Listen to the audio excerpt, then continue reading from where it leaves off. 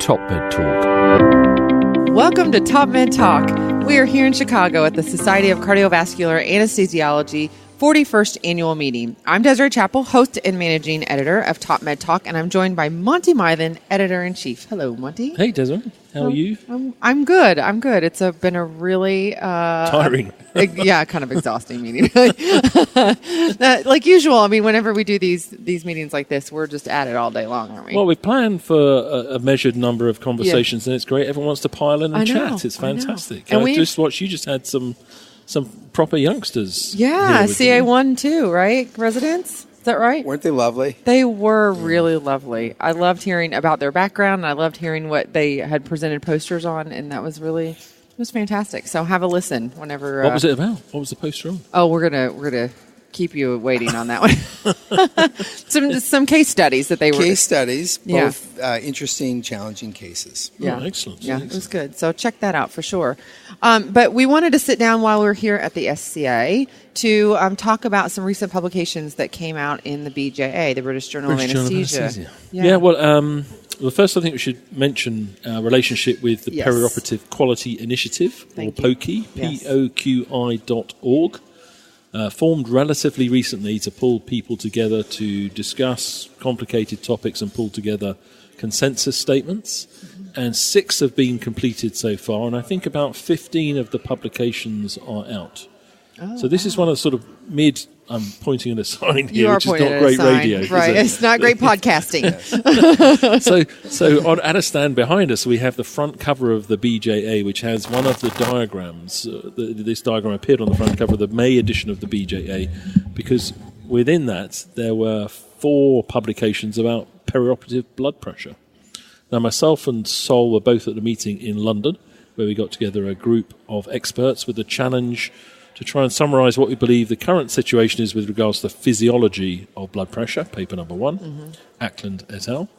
And then the 3 other papers were preoperative blood pressure, intraoperative blood pressure, and postoperative blood pressure. And if I may, I've got a takeaway from each of them to get the conversation going. Yeah, I think it's great. Like this diagram here shows, what the physiology paper reminded me was about the autoregulation. He's pointing to the diagram for those. Well, we're going to put this. We're going to put this up. We're actually probably going to cut this for those of you right listening. Okay, for those of you we're listening, cut that. For those of you listening and listening to the snooker, I just want you to know that the red ball is behind the green. Okay, so that being said, we are going to put all of put the infographics up. And link them. The front cover, the infographic there, relates to the idea of autoregulation in the body, i.e. over a range of pressures, flow is maintained. Now, we all know that. But the thing I was reminded of is that the autoregulation point is different in different parts of the body, and as you age and depending on your pre-existing conditions, that autoregulation points can be quite different places. So the splanchnic bed might be quite different to the kidney and the brain. So that's one point I took away from that. From the preoperative one, I took away the fact that there were no major surprises, unless I was sleeping during it. The idea that there's a particular number of blood pressure, hypertension in particular, that should result in cancelling a case.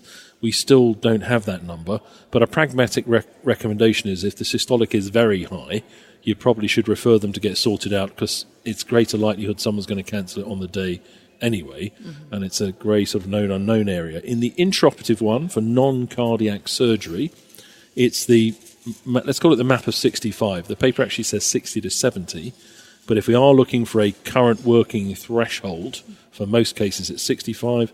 And for the postoperative bit, the takeaway for me was how little we know about postoperative blood pressure measurement, how infrequently it's measured if you're sent back to the floor, and the signal of harm postoperatively is multiple times higher than the signal of harm intraoperatively that we're currently stressing about. Those are my takeaways. Over to you, Sol.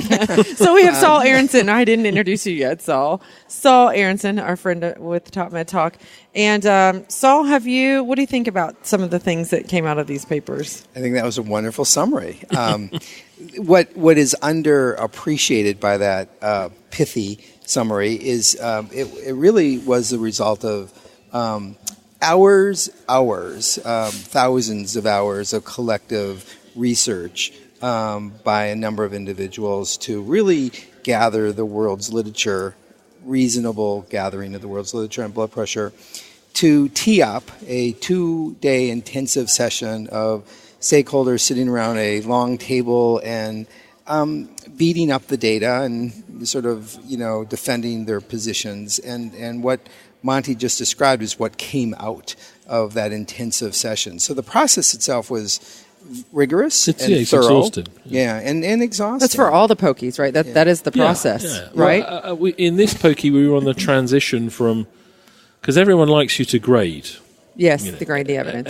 And the pokey which came out of the ADKI philosophy, the acute, used to be dialysis, now disease quality initiative, was quite anti-grade. That doesn't sound. Yeah. It wasn't very keen on getting sucked into the grading process. So in other words, their original philosophy is you have to look at the evidence in a systematic way.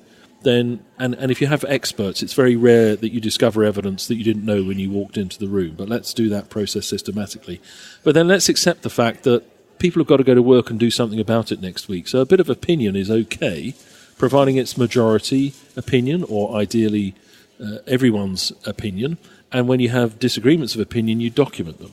Now, from this pokey, which is sort of mid-pokey, to the most recent pokies, they've been sucked into grade, which I'm not completely happy with, but it's hard to get past the reviewers unless you play the grade game. I know we were on that solid. Yeah, no, I think we have to be practical and pragmatic, and the current, if you will, philosophy and receptiveness to those sorts of processes are such that those are the hurdles that we have to get over. So we didn't acquiesce, we just conformed to the reality. It's a methodologic philosophy rather than dogma, and I think, data is data, facts are facts, and what we don't know, and that doesn't change regardless of the methodology. Well, and that doesn't really affect what you're saying, really. I mean, how does it? But, my prejudice, my bias in all of this is having done been involved in very protracted, detailed, graded evaluations, particularly for our national body called NICE.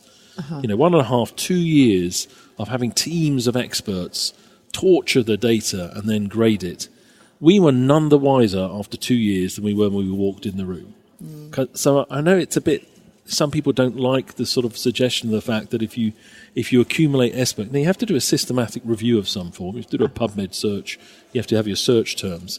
But you can really spend a lot of time, energy, effort, and money. And I'm not as convinced about that endeavour than I am of collectively producing the outputs. Now, they mustn't be biased by the fact. They mustn't be overwhelmed by opinion. Yeah. But I think you can waste a lot of money on grading.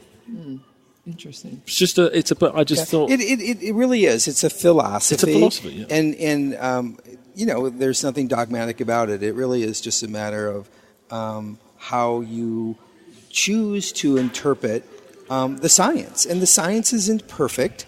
We all know that as scientists, as clinical scientists, we all know that. But you have to translate it. You have to apply it. And for it to be effective and meaningful, you have to use it.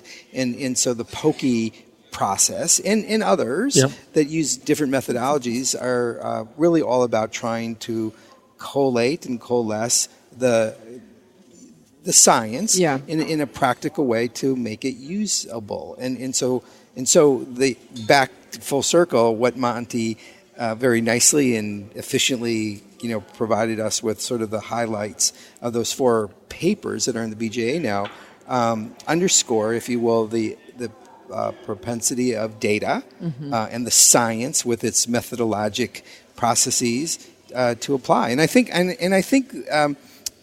that however subtle that may be, it's meaningful. It really is really meaningful to, firstly, paper number 1, take us back to the essence of what blood pressure means, what it is a derivative of, what its implications are. I think we start with the core, and I think that was a really solid foundational way of beginning the process. And everybody wants to know, practically speaking, what about the blood pressure? What is meaningful blood pressure? What is intolerable and what is tolerable blood pressure? And I think what we've nicely done, Monty, is we've gathered the evidence in those domains and offered our suggestions for how we can practice as clinicians, and I think that into itself, I would add that we've parsed out that the data seems to have splintered into cardiac versus non-cardiac in terms of what are meaningful thresholds, both high and low, and or if there are meaningful thresholds, high and or low, preoperatively, intraoperatively, and postoperatively. And when you parse it in that way, it makes it easier to understand the sea of data that. Can I pursue that for a second, Desiree? Because we spent quite a lot of time exploring the cardiac versus non-cardiac. So our original reference point was to say we need a sort of reference point for this paper. So it's adult, major, non-cardiac surgery, which is where the majority of literature that we were considering at the time related to. But there's been a lot of work done, much of it by Sol and his colleagues, in cardiac surgery. Why are we getting a different message from cardiac, or is it a methodological issue? I don't think it's methodologic. I think it is a population difference. I wish I could come up with a teleologic explanation for why that population seems. And let's be clear: the difference is in the strength of a signal for a high blood pressure to be meaningful. There is essentially no difference in the strength of a signal for a low blood pressure to be meaningful. That is universally true regardless of whether or not you are a cardiac or non-cardiac. So the cardiac surgical patient, a threshold of a MAP of 65 is a reasonable reference point. Absolutely. And that stays universally true. Where we found a difference principally was a hypertension defined as systolic hypertensive either by pulse pressure hypertension or isolated systolic blood pressure hypertension to be a meaningful metric for predicting adverse events. Such a strength of a signal that if you are going to have cardiac surgery, if you are a patient who is deemed cardiac by the virtue of a cardiac surgical declaration, a pulse pressure above 60, certainly 80, portends significant independent adverse outcomes with respect to cerebral, renal, and cardiac dysfunction outcome. These are all database, post-operative evaluations, so they're associations. Chuck Hogue, years ago, looked at this for a cerebral dysfunction outcome. Manny Fonts and I looked at separate databases for cardiac, and of course we've demonstrated this for renal. So that has persisted to be strength. And there's a very nice European study of cardiac surgical composites that showed the same consistency of strength of that signal for high blood pressure predicting badness. And you're saying it's both systolic hypertension on its own and the size of the pulse pressure being the gap between diastolic and systolic. That is exactly right. Okay. And do you think that's got something to do with bypass? I don't, but it hasn't been teased out. So preoperative blood pressure portends adverse outcome. Yep. Independent of that observation is intraoperative hypertension defined by systolic non-bypass portends outcome. And we also looked at, years ago with the Charité Hospital in Berlin, postoperative hypertension also portends bad outcome. So, Desiree, if I may, just a plug, because we'll go into each one. I know we've got a wrap now. We'll go into each one of these papers in greater detail. But www.poqi.org will get it into the show note. Yep. And the May edition of the BJA. Yep.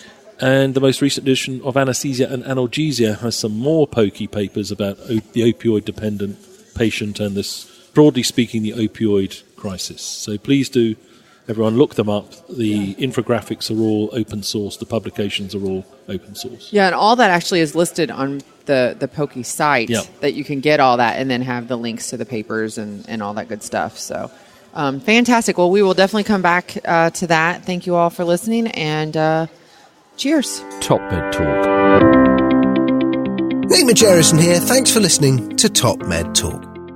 Now, before we let you go, it's important that we remind you to subscribe to TopMedTalk. That way you'll never, ever miss another episode. Also, if we could encourage you to join us on social media, Twitter, Facebook, LinkedIn, YouTube, pretty much every single social media platform, we're there. Join us.